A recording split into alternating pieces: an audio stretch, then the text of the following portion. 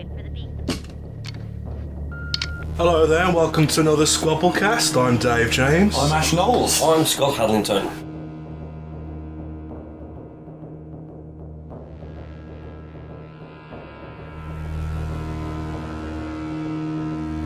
Oh God, I mean, I have Terminator, the franchise, to thank for my love of sci-fi. It was the first sci-fi movie I ever saw, but the first one, I mean, even today, it's still a dark movie, isn't it? It is, even though the BBFC changed the rating to a 15, it's still pretty bleak. Yeah, it's pretty certainly paints a very bleak picture of the future, doesn't it? Yeah. And it's... And you can only, I think he's 19... When did you say that was? 84. 1984. I was about to tell you, George Orwell's 1984 also paints a very bleak picture of the future.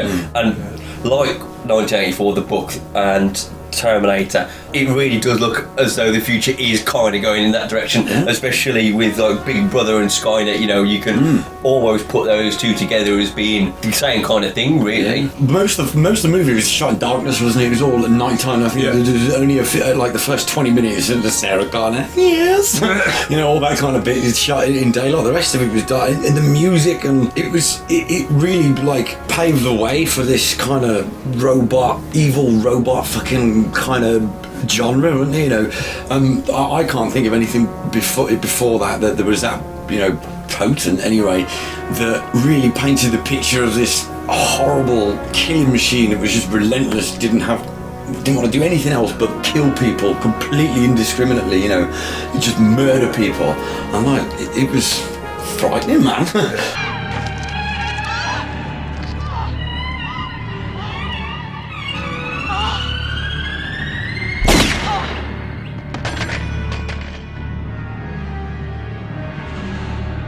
Well, let's take the clock back and remember where we were in 1984. Well, not us personally. I was still at my dad's getting lost. Not long before Cameron made 2 billion grossing films and became a legend, he was a director of Piranha 2: The Spawning. Piranha 2, get him. A student of the Roger Corman School of Filmmaking, which basically means making a movie on 2p. Kind of what Asylum are these days. Yeah, pretty much. Actually, they're slightly more class than Asylum. Jesus. Slightly less money. Yeah. Apparently, Cameron got the idea from a fever dream. Apparently, he was in a hotel room in Rome, waiting for Piranha 2 to come out. Was deeply ill with a fever, and he had this dream about a metal figure coming out of the flames. Fuck yeah. And it was like, and then worked a story around that image. Which Stan Winston used to create the Terminator. Yeah. Ooh. I mean, we've talked a lot about Stan Winston recently on podcasts, and you know, you can't give him enough praise. I mean, that obviously makes sense.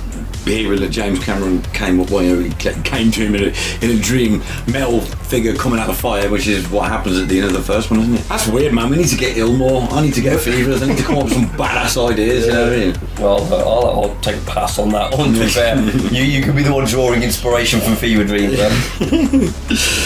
Obviously, one of the more iconic things of the film is Schwarzenegger. Yeah. But he wasn't originally going to play the Terminator. He went in to read for Kyle Reese, the hero. No way. Yeah. That would have been a strangely different universe, wouldn't it? Yeah. And one of the original choices for the Terminator, believe it or not, was O.J. Simpson. Oh God. And he was rejected by Cameron because he didn't find him believable as a killer. Oh man, the irony in that is fantastic.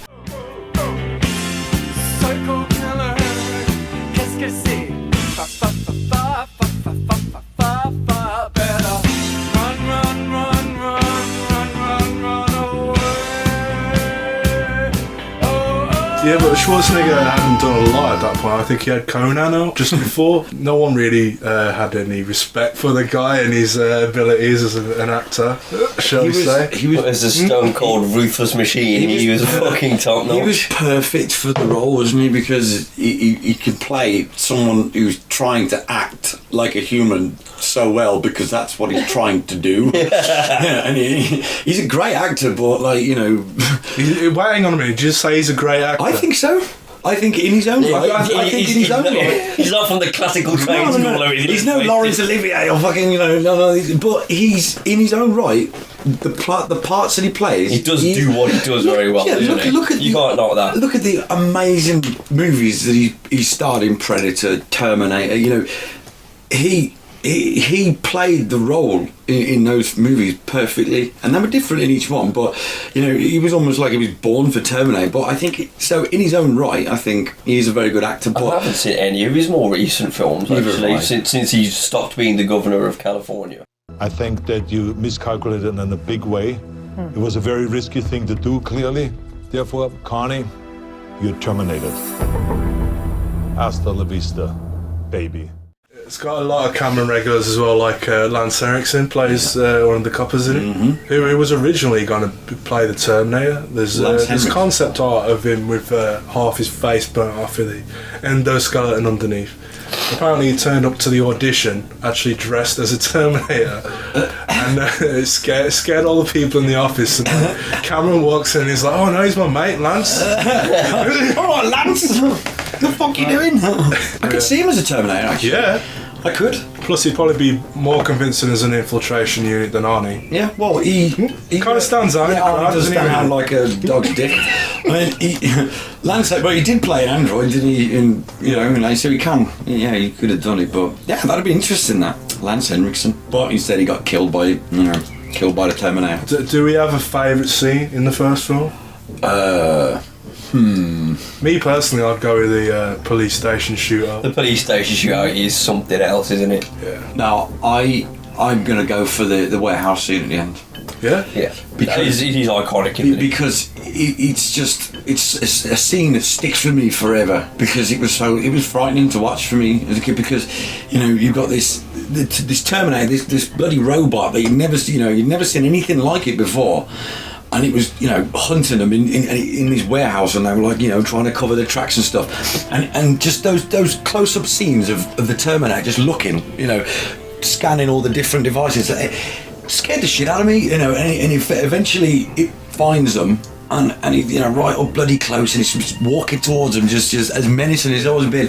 And I just think it's excellent, and she crushes the bastard. I think it was a really cool way to kill him. Because you're terminated, fucker. Yeah, you're terminated, fucker. You're terminated, fucker.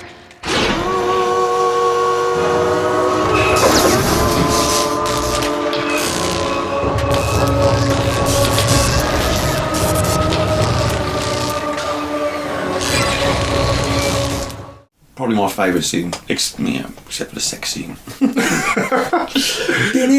with Brad Fidel's slowed down version of the theme. Actually, we should mention the score, because even though it's cheesy synthesized music, I think it's still pretty awesome. Yeah, it is. It does the job, doesn't it? Yeah, it's sort of that electronic 80s type, music, but it's fucking, I think mastered in the second movie. The soundtrack in the second movie was sick. What's he say? What's Bill Paxton say? Laundry days at the beginning. Oh yeah, of course. Bill Paxton at the start. Yeah, we got to mention him getting his heart ripped out. Man, gee, what a way to start the movie. Yeah. Some dude getting his heart ripped out through his chest. You know what I mean? Just laundry day. Fucking have it. Could almost be a comment on like Schwarzenegger's history, like coming to LA. Yeah. Trying to rip hearts out. Get big, rip hearts out in a dirty car park. I have a dream. It's as satisfying to me as coming is, as having sex with a woman and coming. So can you believe how much I am in heaven? I'm like getting the feeling of coming in the gym, I'm getting the feeling of coming at home, I'm getting the feeling of coming backstage when I pump up, when I pose out in front of 5,000 people, I get the same feeling. So I'm coming day and night. I mean, it's terrific, right? Okay then, here's one turned on. Who would you cast as the Terminator? Oh, that's a good question, Jason Momoa. Yes! Fuck yes. No fucking way. I was watching Bullet to the Head on Film 4 the other night, and he has an amazing axe fight with Stallone. It's actually worth watching the film just for that. Neil Patrick Harris, that's what Fuck off, will you be the flimsiest Terminator ever, man? I reckon he'll pull it off.